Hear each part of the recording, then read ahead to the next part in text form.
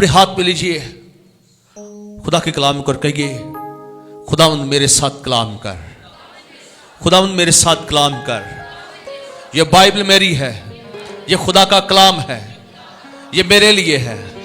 आज खुदा मेरे साथ बात करेगा, खुदा मेरे साथ बोलेगा, मैं सुनूंगा, मैं सुनूंगा, ऊंची आवाज मैं सुनूंगा, बरकत पाऊंगा, मैं सुनूंगा, शिफा पाऊंगा, मैं सुनूंगा, रिहाई पाऊंगा, मैं सुनूंगा, नजात पाऊंगा। तेरा कलाम मेरे कदमों के लिए चिराग और मेरी राह के लिए रोशनी है। तेरा कलाम मेरे कदमों के लिए चिराग और मेरी राह के लिए रोशनी है। आइए खुदा के कलाम को मेरे साथ खोलिए। मुकद्दस पौलुस रसूल की मार्फत इब्रानियों के नाम खत, उसका 11 बाब और उसकी 7 आयत को पढ़ेंगे। इब्रानियों का खत उसका 11वां बाब और उसकी 7 आयत को अपनी मदद रहनुमाई के लिए पढ़ेंगे।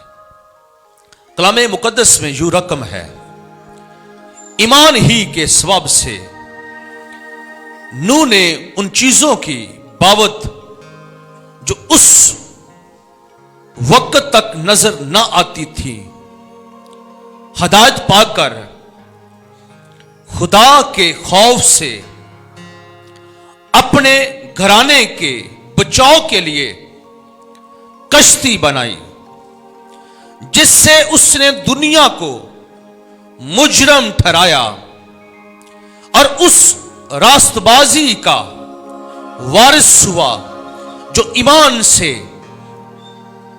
से है। आमीन। किताबे मुकद्दस का पढ़ा और सुना जाना हम सबों के लिए बाइस से बरकत ठहरे। इब्रानियों का खत उसका 11वां बाब और उसकी 7 आयत को हम मिलकर पढ़ेंगे। मेरे पीछे कहिए, ईमान ही के सबब से नूह ने उन चीजों की बाबत जो उस वक्त तक नजर ना आती थी, हदायत पाकर खुदा के खौफ से अपने घराने के बचाव के लिए कश्ती बनाई, जिससे उसने दुनिया को मुजरम ठहराया और उस रास्तबाजी का वारिस हुआ जो ईमान से है। आमीन। अपनी जगह पर बैठिए। हालेलुया।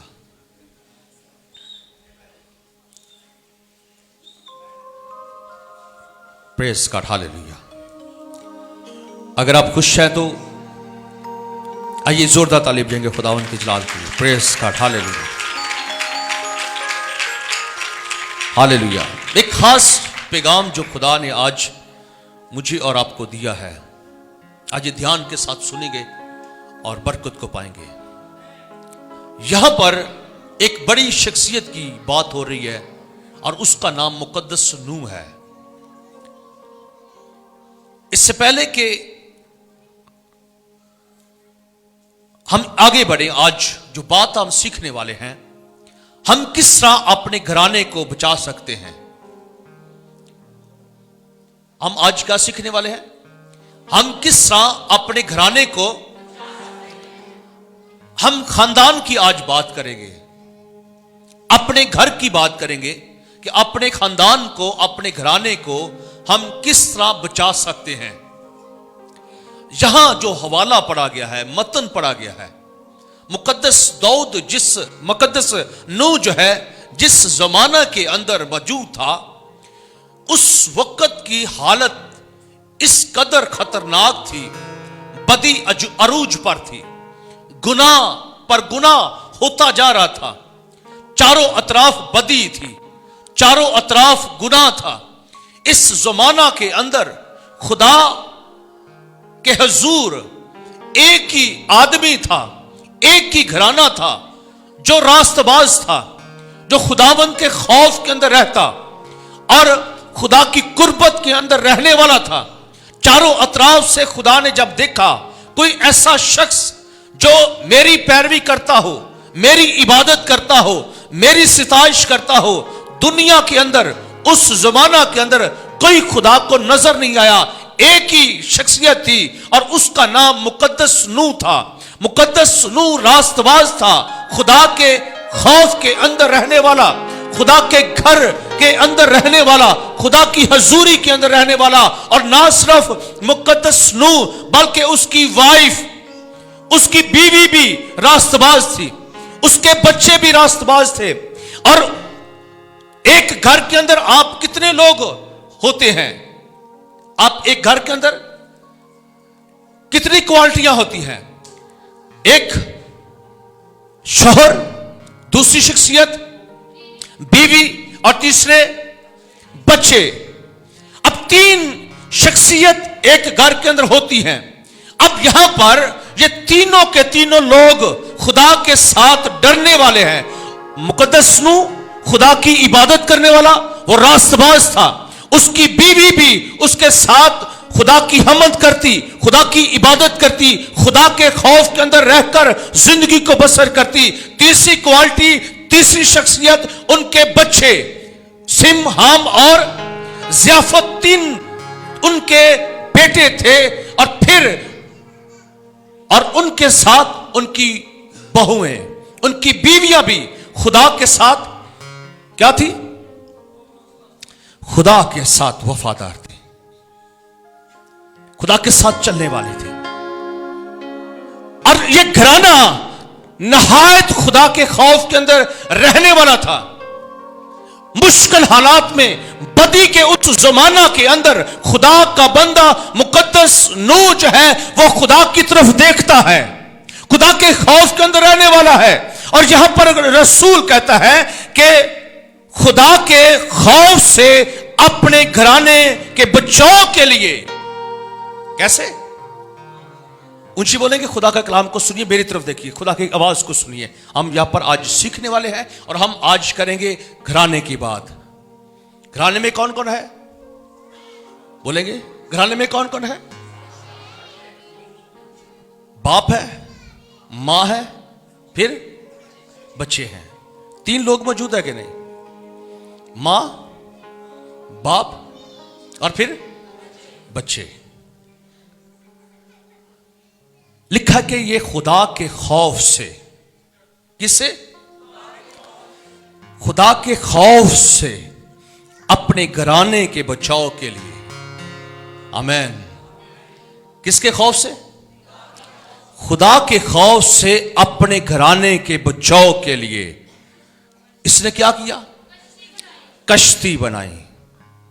आमीन, हालेलुया। इसने खुदा के खौफ से अपने घराने के बचाव के लिए खुदा के हुक्म को माना और कश्ती बनाई। हालेलुया। इसने अपने घर का बाखूबी इंतजाम किया।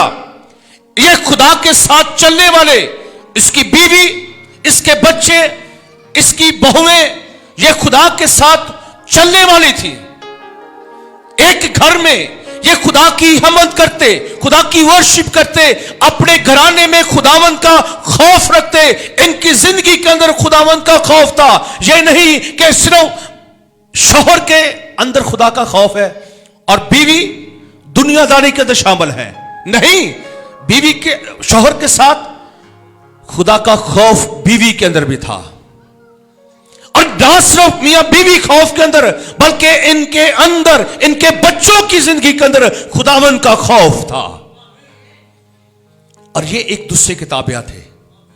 शौहर बीवी का ताबिया, बीवी शौहर की, और मां बाप के बच्चे ताबिया थे। घराना खुदा के खौफ के अंदर चलने वाला था। खुदा को यह घराना पसंद था। आमीन। खुदा का यह घराना पसंद था। खुदा को यह घराना क्या था? पसंद था। आमीन, हालेलुया। आज हम घराने वाले हैं, सब घर रखते हैं। कोई आमीन कहेगा? कितनों के घर हैं, कितनों के घराने? हम सब घराने वाले हैं। अपने घराने के बचाव के लिए हम क्या कर सकते हैं? किस तरह अपने घर को बचा सकते हैं?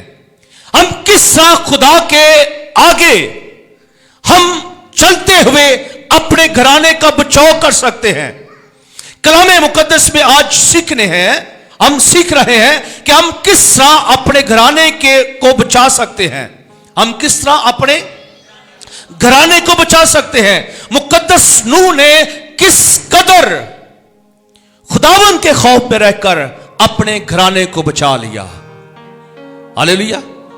चारों अतराफ से बदी है, और बदी छोटी मोटी नहीं, अरूज पर है, गुनाह अरूज पर है, और हर तरफ बदी के अंबार लगे हुए हैं। लेकिन इस जमाना के अंदर भी सिर्फ एक खानदान खुदा की वर्शिप करने वाला, खुदा की हमद करने वाला, खुदावंद के खौफ में रहने वाला, और लेकिन इनकी जिंदगी के अंदर खुदा ने अजीब तौर पर काम किया। खुदा ने इस घराने को अपने जलाल के लिए इस्तेमाल किया। अगर खुदावंद के खौफ के अंदर आप रहते हैं, खुदा आपको इस्तेमाल करेगा। खुदा आपको ले चलेगा सदाकत की राहों पर। खुदा इस दुनिया के अंदर, बुरे जमाने के अंदर भी खुदा आपका चुनाव करेगा और आपके लिए बड़े प्लान रखेगा। हम अपने घराने को किस तरह बचा सकते हैं? यह नहीं कि नूह वहां पर दुआ कर रहा है और बीवी वो इशरत कर रही है, गुनाह कर रही है, बदी कर रही है, वो टिकटॉक बना रही है। ऐसा नहीं है। वो क्या कर रही है? अगर नूह झुका हुआ है खुदा के हुजूर, तो बीवी गुनाह में दुनियादारी के अंदर शामिल नहीं है, वो भी उसके साथ झुकी हुई है। और अगर मियां बीवी खुदा के हुजूर झुके हुए हैं, बच्चे, ये नहीं है कि मियां बीवी दुआ कर रहे हैं और बच्चे गंदी मूवी देख रहे हैं, साथ बुरी चीजों को देख रहे हैं, बुरी पिक्चर्स को देख रहे हैं, गुनाह आलूदा जो चीजों को देख रहे हैं। ऐसा नहीं है। ये टोटली तौर पर यह घराना खुदावन के खौफ में था। टोटली तौर पर खुदा के खौफ के अंदर रहने वाला घराना था। और बाइबल मुकद्दस के अंदर लिखा है, जब तूफान आया 8 जानें बची। कितनी जानें बची? कौन कौन सी? नूह, बीवी, 3 बच्चे और 3 कितनी जानें? 8 जानें खुदा के खौफ से दुनिया के अंदर से उस बड़े तूफान से बच गई। आमीन, हालेलुया। अगर घराना खुदावन के खौफ में चल रहा है, तूफान जितने मर्जी चाहे आ जाए, आप खुदावन में महफूज हैं, आप खुदावन की पनाह में हैं, आप खुदावन के हाथों में हैं, आप खुदा की हजूरी के अंदर महफूज हैं, और खुदा खुद आपकी हिफाजत कर रहा है। किसने हिफाजत की? चारों तरफ पानी, कश्ती के अंदर नूह, उसका खानदान और जानवर परिंदे छुपाए थे। बाइबल मुकद्दस में हम देखते खुदा के फरिश्ते उस कश्ती की खुद हिफाजत कर रहे थे। अब देखें कि इस जमाना में आप जब रहते हैं, पिछली रात, कल परसों ही बारिश आई, साथ हवा थी, खौफजदा हो गए, कई घराने खौफजदा हो गए। इतनी तेज हवा थी, लेकिन उस वक्त क्या हाल होगा?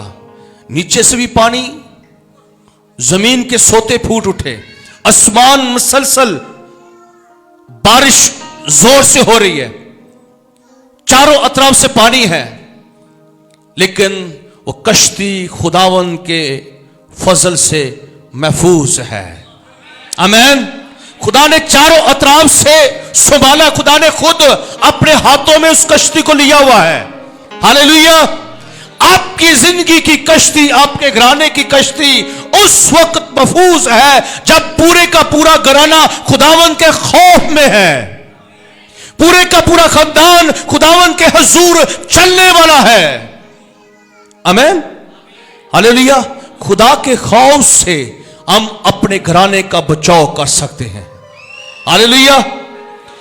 याद रखें, अपना हिसाब हमें खुद ही देना पड़ेगा, कोई नहीं। अगर हम जिम्मेदार हैं, लीडर हैं, हम जो कुछ भी हैं, घर के अंदर कोई भी हमारा मकाम है, हमें अपना हिसाब खुद देने पड़ेगा। मुझे अपना हिसाब अपना देना पड़ेगा। मेरी बीवी का हिसाब उससे लिया जाएगा, बच्चों का हिसाब उनसे लिया जाएगा। आमीन। खुदा का खौफ रखते हैं जब, और खुदावन का खौफ हमारे घरानों को बचा सकता है। हालेलुया। यहां पर लिखा है कि ईमान ही के सबब से नूह ने उन चीजों की बाबत जो उस वक्त तक नजर ना आती थी, क्या पाकर, पहले नंबर पर क्या किया, हदायत पाकर खुदा के खौफ से अपने घराने के लिए, अपने घराने के बचाव के लिए क्या बनाई, कश्ती बनाई। आमीन। अपने घराने को बचाने के लिए, अपने घराने की कश्ती को बचाने के लिए जरूरत है कि खानदान खुदावन के खौफ में जिंदगी बसर करे, खुदावन के खौफ के अंदर चले। आमीन, हालेलुया। अगर शोहर रास्तबाज है, बीवी को भी चाहिए कि वो रास्तबाज हो जाए। अगर मां बाप रास्तबाज हैं, खुदा के खौफ के अंदर चलने वाले हैं, लाजमी है कि बच्चे भी खुदा के जुर झुके। यह नहीं है कि शोहर आदमी एक शख्स कोने में दुआ कर रहा है, बाइबल पढ़ रहा है, और दूसरे गुनाह के अंदर मुलब्बस हैं। वो मोबाइल पर कुछ देख रहे हैं, वो टीवी पर कुछ देख रहे हैं, वो कुछ और कर रहे हैं। जरूरत है कि जब शोहर घुटनों के बल है, बीवी को भी चाहिए, बच्चों को भी चाहिए, खुदा के खौफ के अंदर घराना हो जाएगा। हमारे घराने का बचाव उस वक्त है जब हम सारे के सारे खुदावन के खौफ में रहकर जिंदगी बसर करते हैं। आमीन, हालेलुया। और याद रखें, शोहर जो है वो बीवी का सर है। आमीन। शोहर क्या है? जिसका मसीह कलीसिया का शोहर सर है, लीड करने वाला है। उसको चाहिए कि वो रास्तबाज हो, चाहिए खुदा के खौफ के अंदर जिंदगी बसर करने वाला हो, चाहिए कि वो खुदा के साथ प्यार करने वाला हो, चाहिए कि खुदा की बात को मानने वाला हो, खुदा से हदायत पाने वाला हो। जरूरत है कि वो मर्द, वो भाई, नौजवान खुदा के हुजूर हदायत पाए, खौफ कमाने और खुदा की हुजूरी के अंदर रहने वाले हो। आमीन। साथ चाहिए कि एक औरत को भी अपने शोहर के साथ वो खुदा के साथ लिपटी रहे। आमीन। क्योंकि खुदावन खुदा का कलाम सिखाता है कि औरत क्या है, औरत के लिए एक खास बाइबल में हमें बताती है। जब हम ज़बूर की किताब का मुताला करते हैं, कलाम मुकद्दस में, आइए देखिए ज़बूर 100, हम देखेंगे कि एक औरत का क्या मुकाम है। ज़बूर की किताब को देखिए मेरे साथ, और उसका 128 ज़बूर और उसकी 3 आयत को। तेरी बीवी तेरे घर में, घर के अंदर मेवादार ताक की मानंद है। सुने जरा वो बहनें,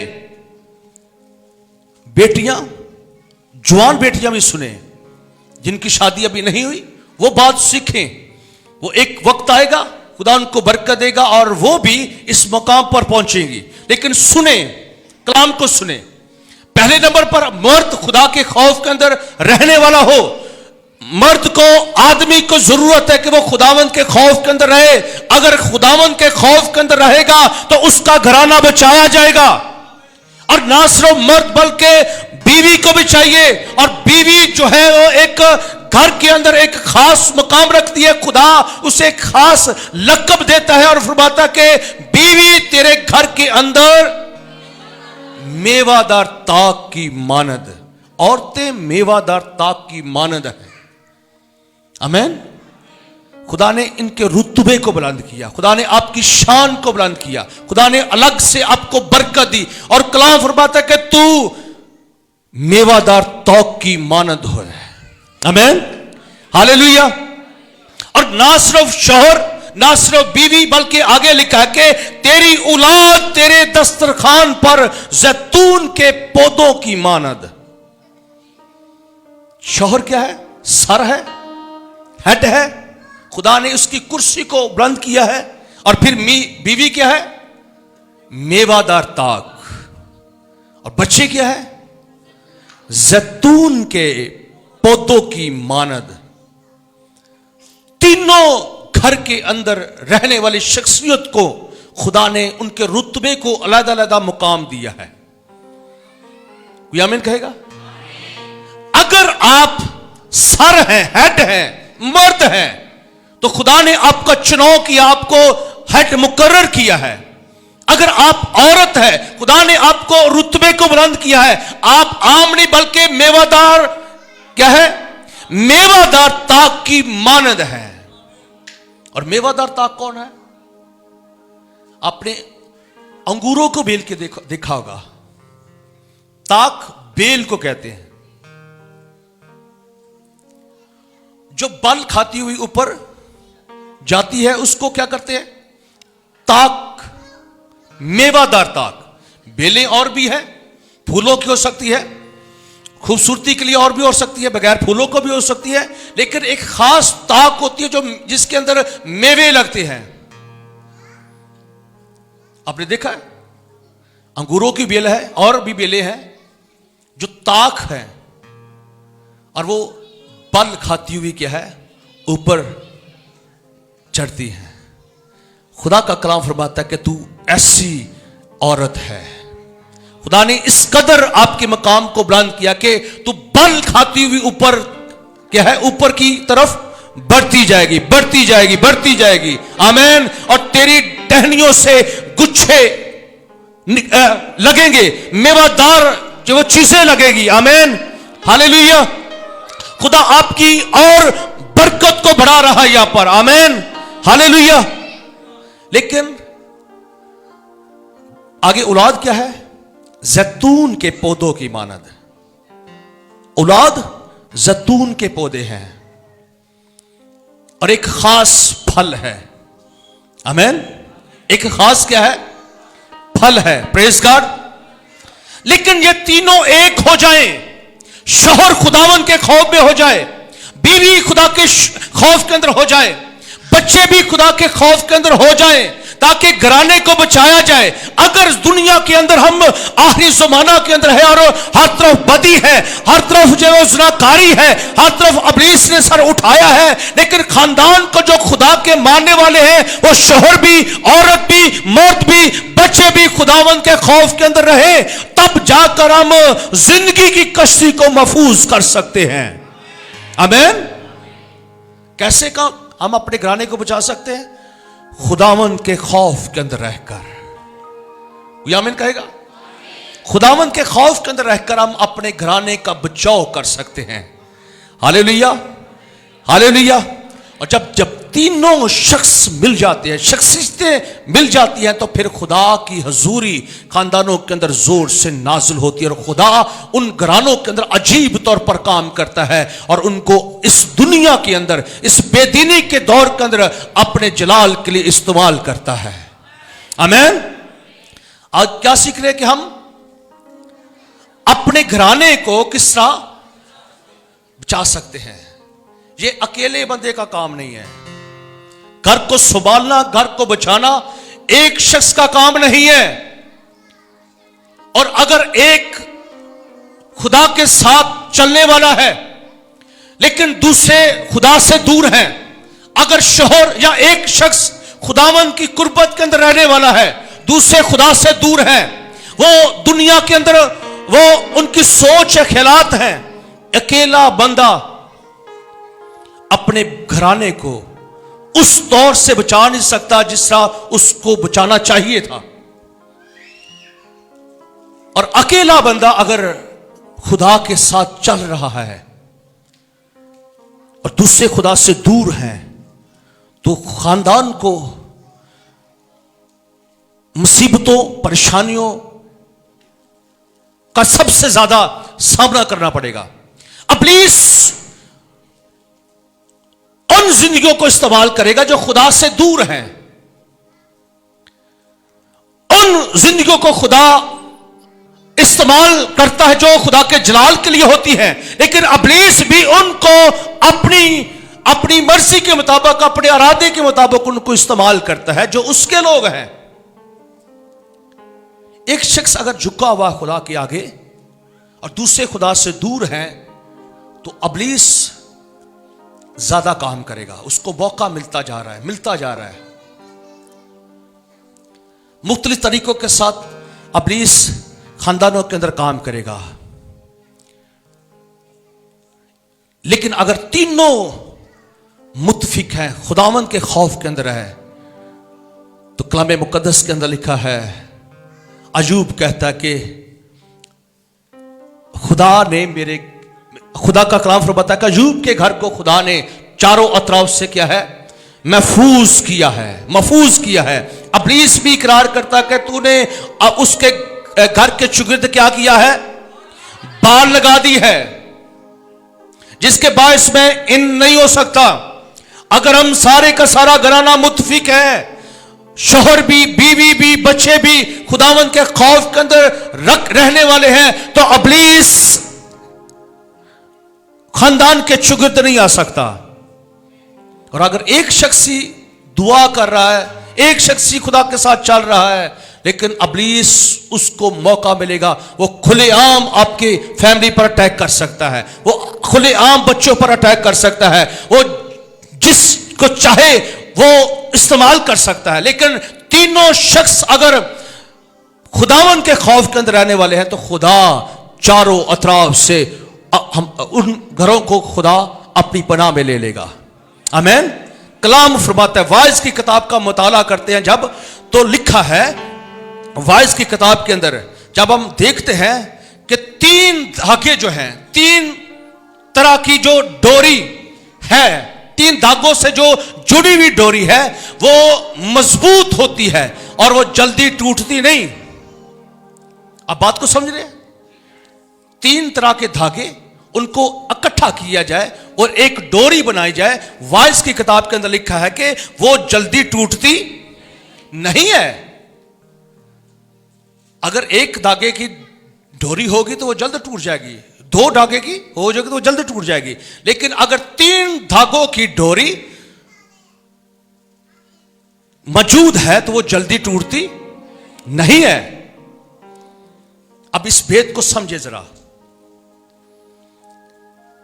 तीन धागों की डोरी जल्दी टूटती।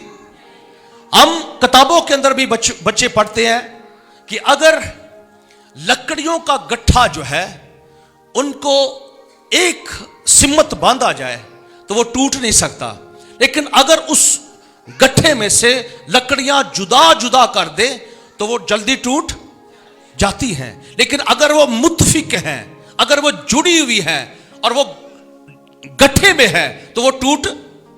इसी तरह कलाम फरमाता है वाइज की किताब के अंदर कि तीन तरह की डोरी, धागों से जो डोरी बंधी है वो जल्दी टूट नहीं सकती।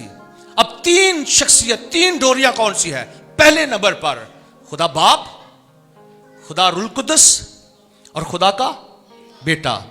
खुदा बाप, खुदा बेटा और फिर तीनों शख्सियत एक हैं। इनकी सोच एक है, इनके ख्यालात एक है, इनके इरादे एक है। इनको टेबल टॉक नहीं करनी पड़ती, क्या होगा मीटिंग नहीं करनी पड़ती, एक ही लम्हा के अंदर एक ही काम। आसमान पर भी और जमीन पर भी, ये तीनों इकट्ठे हैं, एक हैं। आमीन, हालेलुया। और दुनिया की कोई ताकत इनको तोड़ नहीं सकती। आमीन। दुनिया की कोई शख्सियत इनको तोड़ जुदा नहीं कर सकती। ये एक है, बाप, बेटा और रूहुल कुद्दुस। और दूसरी बात हमारे लिए, तीन तरह की जोड़ी, बाप, मां और फिर औलाद। अगर ये यकसा है, एक सोच है, एक ख्यालात है, तो इब्लीस इनको तोड़ नहीं सकता। आप खुदावन में मजबूत हैं क्योंकि आप तीनों एक हैं। मां बाप के भी ख्यालात एक है, बीवी के ख्यालात एक है, शोहर के ख्यालात एक है, बच्चे भी खुदा के खौफ के अंदर रहने वाले, तीनों जो है वो जुड़े हुए हैं और इनको कोई तोड़ नहीं सकता। हालेलुया। इनको कोई इब्लीस की ताकत इनको जुदा नहीं कर सकती, इनको कोई नुकसान नहीं पहुंचा सकती। लेकिन अगर ये तीनों डोरियां अलग अलग हो जाएं तो इब्लीस आसानी से इन पर वार कर सकता है, इनको तोड़ सकता है, हलाकत हो सकती है, मौत हो सकती है। और इब्लीस का काम यही है कि वो जुदा जुदा कर दे। लेकिन खुदा जोड़ने वाला है, मजबूत करने वाला है। Hallelujah, hallelujah. तीन तरह के धागे अगर जुड़ जाएं, उसकी जोड़ी वो डोरी बन जाए तो वो कभी टूट नहीं सकती, वो जल्दी टूट नहीं सकती, बल्कि वो हमेशा कायम रहेगी। आमीन। जरूरत है कि शौहर भी खुदा के खौफ में आ जाए ताकि घराना, मकसद एक ही है, हमने अपने घराने को बचाना है। हालेलुया। कहिए, एक दूसरे से कहिए, हमने अपने घराने को बचाना है। ऊंची बोले, हमने अपने घराने को बचाना है। लेकिन एक होना पड़ेगा। ये नहीं कि प्यो इबादत कर रहा है तो मां सुती है। और याद रखें, औरत जो है वो अपने घराने को बचा सकती है, अपने घराने को बाबरकत बना सकती है। औरत जो है, एक खास खुदा ने इसके अंदर एक मादा रखा हुआ है जिसके बायस यह सबको कंट्रोल कर सकती है, ये हालात और ख्यालात को बदल सकती है। आमीन, हालेलुया, हालेलुया। इमसाल की किताब 14वां बाब उसकी पहली आयत के अंदर लिखा है, दना औरत अपना घर बनाती है। दना औरत क्या करती है? अपना घर बनाती है।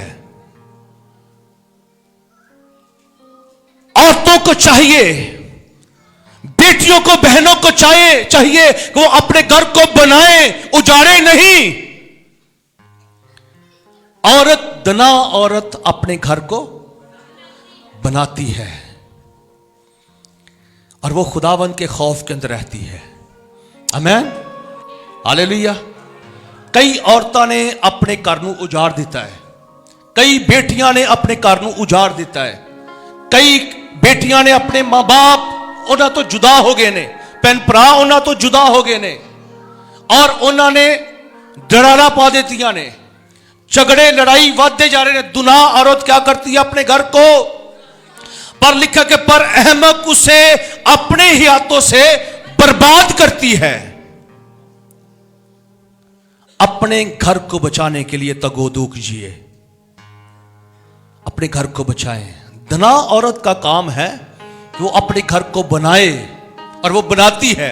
लेकिन अहमक रोज सस ना लड़ाई और सस बहु ना लड़ाई, इस सस ते बहु दी लड़ाई आम है। बेटियां कई दफा नंदा की कर दिया ने अपने की कहने असी पंजाब जी भाभी किन्ने की कहते हैं, वो क्या करती है? वो झगड़ों को पैदा करती है, लड़ाई है। झगड़ेलू औरत खुदा को पसंद नहीं है। झगड़ेलू औरत नुकसान करती है, झगड़ेलू बेटी नुकसान करती है। लड़ाई झगड़े करने वाली औरत खुदा को पसंद नहीं है, बेटी खुदा को पसंद नहीं है, बहू खुदा को पसंद नहीं है, जो वो मां खुदा को पसंद नहीं है। दना औरत क्या करती है? सारियां चीज़ों को बर्दाश्त कर लेंदी है। दना औरत सारियां चीज़ों को कवर कर लेंदी है।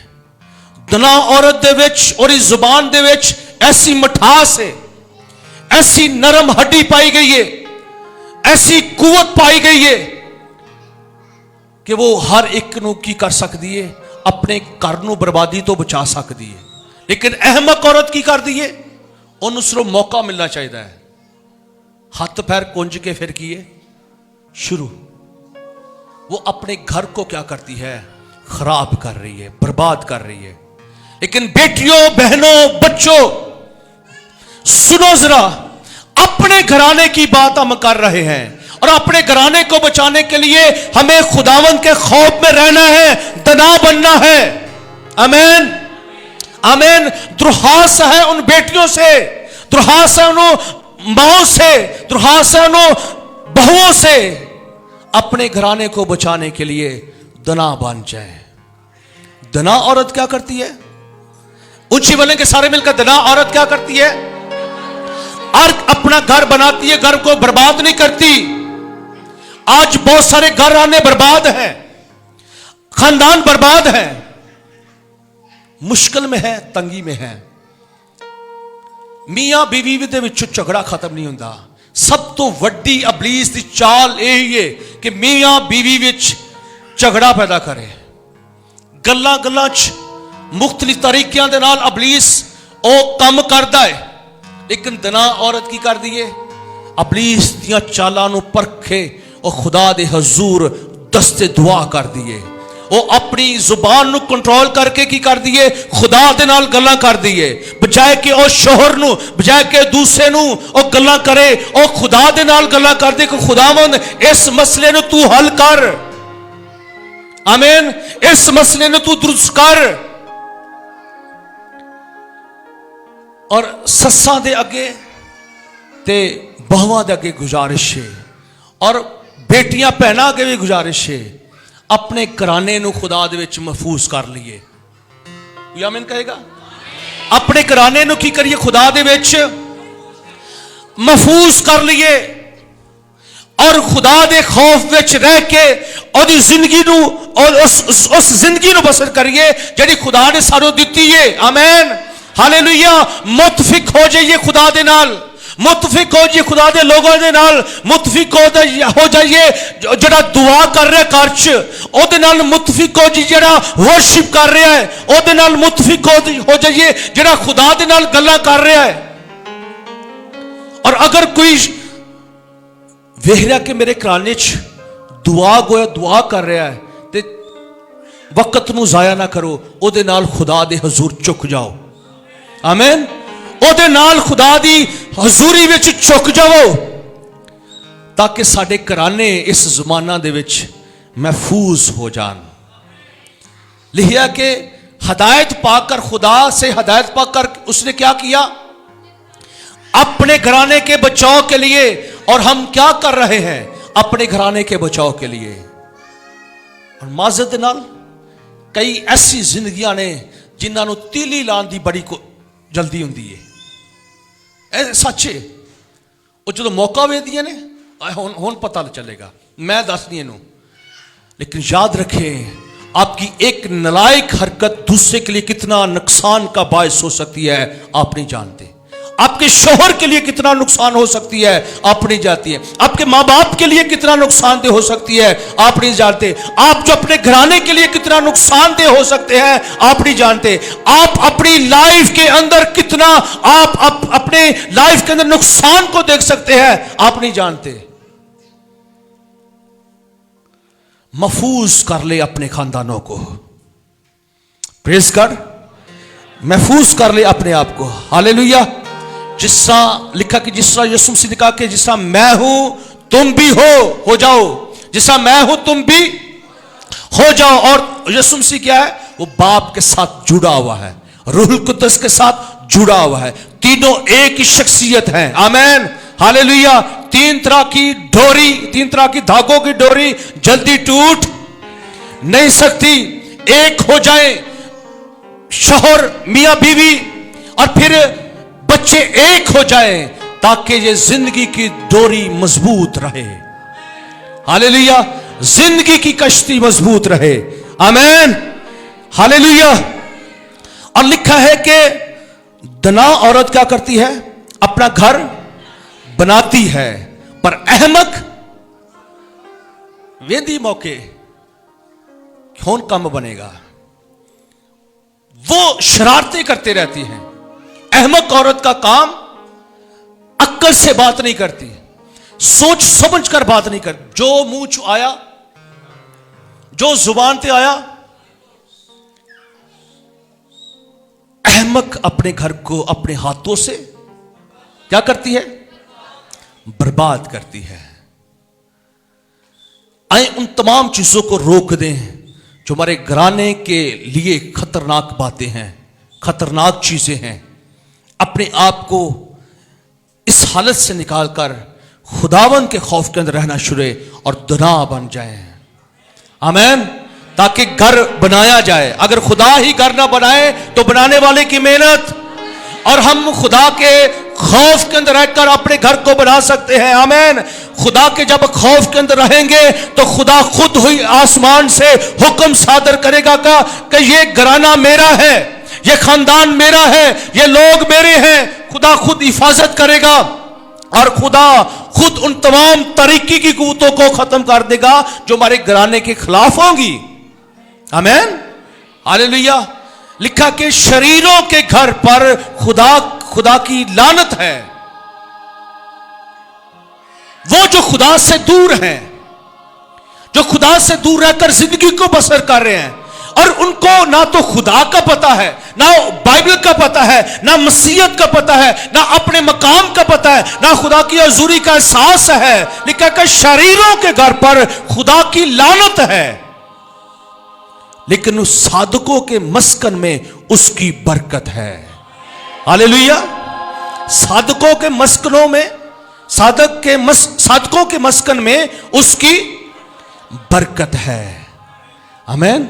अगर हम रास्तबाज हैं, खुदावंद के खौफ के अंदर रहने वाले हैं, तुम्हारा टूटा फूटा भी घर भी अगर होगा तो खुदा उसमें बरकत ठहरा देगा, उसको बरकत बना देगा। आमीन, हालेलुया, प्रेज गॉड। बाइबल मुकद्दस के अंदर यीशु मसीह ने एक तमसील दी दो घरों की। आप जानते हैं? कितने जानते हैं? अक्लमंद ने किस पर अपना घर बनाया? चट्टान पर। और एक दूसरा शख्स जिसने रेत पर अपना, अक्लमंद की क्या पहचान थी? क्या उसने किया? आप जानते हैं? अक्लमंद ने क्या किया? चट्टान पर अपना घर बनाया। लिखा कि मींह बरसा, पानी चढ़ा, आंधियां आई, तूफान आए, उस घर को सदमा पहुंचा, लेकिन वो घर कायम रहा। आमीन। वो घर क्या है? कायम रहा, क्योंकि उसकी बुनियाद कहां पर थी? चट्टान पर थी। आमीन। लेकिन बेवकूफ ने, अहमक ने अपना घर कहां पर बनाया? रेत पर। और जब बारिश आई, मुश्किलें आई, तूफान आया, तंगी आ गई, और उस घर को सदमा जब पहुंचा, लिखा कि वो घर बर्बाद हो गया। आज आपने किस जगह पर अपना घर बनाया है? हम अपने घराने को किस तरह, ऊंची बोलेंगे, अपने घराने को किस तरह बचा सकते हैं? चट्टान कौन है? चट्टान यीशु मसीह है। पौलुस रसूल कहता है कि वो चट्टान यीशु मसीह है। आमीन। उस पर अपना घर बनाएं। आमीन, हालेलुया। और जब हमारा घर उस चट्टान पर होगा तो अगर आंधियां भी आ जाए, तूफान भी आ जाए, मींह बरस जाए, खौफ आ जाए, उस घर को सदमा भी पहुंचे, लेकिन वो घर कायम रहेगा, क्योंकि वो चट्टान पर बनाया गया है। आमीन, हालेलुया।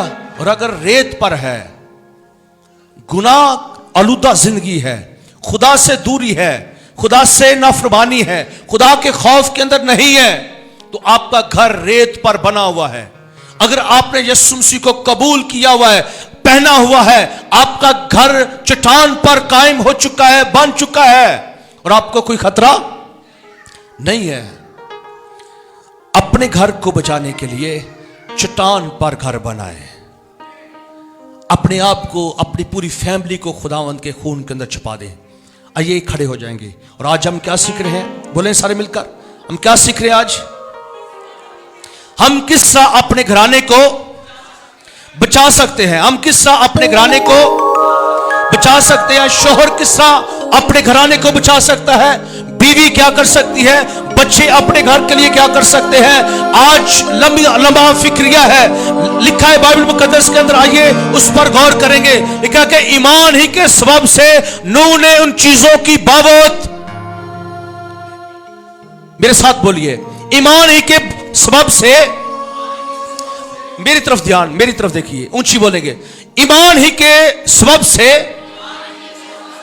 नूह ने उन चीजों की बाबत जो उस वक्त तक नजर नहीं आती थी। अगर आज आपको कुछ नजर नहीं आ रहा, कुछ मजूसी परेशानी है, दरवाजे चारों अतराफ से बंद है, सुनने वाली बात है, जरा गौर से सुनिए, दरवाजे बंद हो चुके हैं, हर तरफ मजूसी परेशानी है, कुछ भी नहीं है,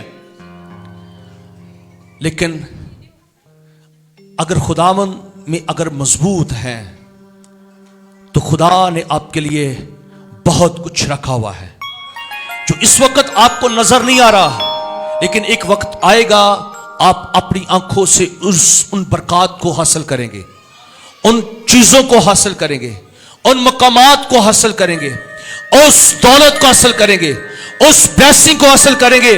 अगर आपका आमीन ऊंचा तो आपकी बरकत है, आमीन, हालेलुया। अगर आपका आमीन ऊंचा तो आपकी बरकत है, हालेलुया।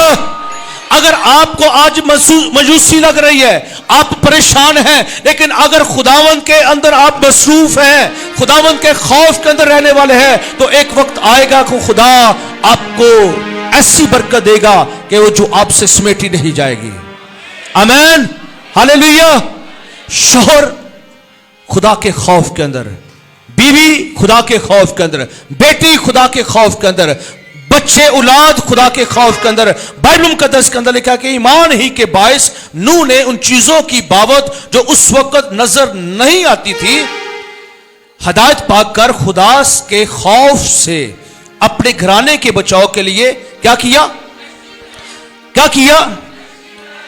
नूह उस वक्त खामोश था, उसको नहीं मालूम था कि आगे खुदा क्या करने वाला है, लेकिन उसने खुदा से हिदायत पाकर जो कुछ खुदा ने कहा उस पर अमल किया, उस पर गौर किया, उस हिदायत के ताबिया हो गया, आमीन, हालेलुया। और जो कुछ खुदा ने करने के लिए कहा उसको किया, कैसे? खुदावंद के खौफ में। क्या किया? खुदावंद के खौफ में रहकर उसने करना शुरू किया। लिखा है कि घराने के बचाव के लिए कश्ती बनाई, जिसने उसने दुनिया को मुजरम ठहराया और उस रास्तबाजी का वारिस हुआ जो ईमान से है, हालेलुया, हालेलुया, हालेलुया। आइए अपनी आंखें बंद करें। आप उन चीजों के वारिस होने वाले हैं जो आज आपको नजर नहीं आ रही है।